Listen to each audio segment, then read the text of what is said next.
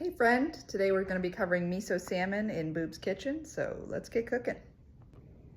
Howdy. So the first thing that I'm going to show you is how to get the skin off of the salmon itself. So I have my slab of salmon here, and what I like to do is I will take the side of the salmon, and you can kind of see where the whitish line runs. You can take your finger and run it under. So I'm just taking my finger and running it under. You can see that the skin pulls away from the flesh. So then we're gonna take it. You can see skin has pulled away, and I run my thumb under continually, and then I pull with the other hand. So I pull with my right hand, run my thumb under with my left, and continually pull. And you'll see the salmon start to come, the flesh start to come away from the skin. You just kind of do that all the way down. And then I run almost like I do the bottom half and then I do the side, so then I can keep the one piece all together. And you can just kind of pulls the skin away from the flesh. Alrighty, so then I have my piece of salmon here. So what I'm gonna do next is make the marinade. All right, so for my marinade, I like to keep it pretty simple. I've got just miso, rice wine vinegar, soy sauce, and brown sugar. So I'm gonna grab a spoon and I'm gonna take a good dollop of miso. So you can see, good dollop of miso. Then I'm gonna add the soy sauce, just a little bit of soy sauce. And then the rice wine vinegar, good splash. I like a nice scoop of brown sugar, helps with the caramelization on the top and keeping everything sweet and tasty. Then I'm just gonna mix this, smush it down, mix it up, mix till it's combined. And once it's fully combined, you should get a texture almost like a melted peanut butter. Alrighty, then we're gonna take our mixture and start to slather our salmon. So you wanna make sure to coat it really nice and coat all of the sides as well. So don't neglect the sides here. You're gonna wanna coat them as well.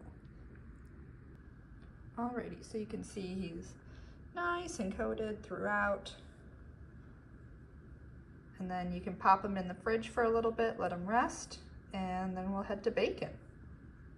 I would say probably at least 15 minutes. If you can get closer to 30 for resting, it's great. Just lets the flavors soak in there. All right, we're back. So I'm gonna start broiling this guy at about 500. And once he starts, I have mine a little bit lower. You can have your top one on the top broiler. I keep mine just a little bit lower because I like it to cook. I have a more brown sugar in mine, so typically it gets more of that caramelized sugar burnt taste if you go up too high. So I have mine on one lower than the rack that it normally sits at for broiling, but I have it broiling, and it should broil for about 7-ish minutes. Again, keep an eye on it. I always have the oven light on when I do this part and make sure that it's not broiling. And then if you need to, if it's not cooked enough in the middle for you, for your preference, just bake it on a regular temperature instead of continuing the broiling process. Alrighty, and then once it starts broiling, you'll start seeing those little bubbles form, and then eventually it'll get a darker color. So I will show you that. In the meantime, we're going to be doing a little side cucumber salad. So for my cucumber salad, I have a little bit of sesame oil, some rice wine vinegar, soy sauce, some laugamas spicy chili crisp, and a little bit of sugar. And then I prefer English cucumbers, totally a preference thing, but I think they're a better, crunchier texture. So that's a me thing. Alrighty, and then once it starts broiling, you'll start seeing those little bubbles form, and then eventually it'll get a darker color. So I will show you that. In the meantime, we're going to be doing a little side cucumber salad. So for my cucumber salad, I have a little bit of sesame oil, some rice wine vinegar, soy sauce, some lau gan ma's spicy chili crisp, and a little bit of sugar. And then I prefer English cucumbers, totally a preference thing, but I think they're a better, crunchier texture. So that's a me thing. Alrighty, so I'm gonna chop them up into thirds at first, and I stand them up and slice down. And then again, so they're basically quartered at this point. And then what I do is I slice at a little diagonal 3 times for the third. So you're gonna get chunks that are a little irregular, a little fun, keeps it interesting for eating. So I'm gonna do that across the whole cucumber here. Alrighty, so for the cucumbers, I'm just gonna do a dollop of sugar, just a little bit. A few good glugs of rice wine vinegar here.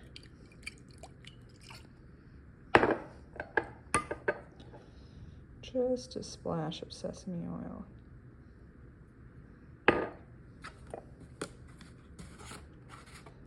Similar to the sesame oil, not much soy sauce, just a little scotch of soy sauce. And then my star of the show, my lau gan ma's chili oil. This is just the best chili oil. It's chili crisp, but again, nothing really beats it. I go through about a jar every month or two. Lily's has it, so if you're looking for it. And I like a generous topping because we like stuff spicy here. Obviously spice to taste. And then you're just gonna mix it up and set it aside, and it's your side cucumber salad. Now we're ready to pull our salmon out. So you can see she's got a beautiful crust from the brown sugar. It's got that nice caramelization on it. And then again, it's a preference thing. If you want your salmon a little more done, you can always check the internal temperature of it and do it. But that's miso salmon and cucumber salad. Cheers, friends.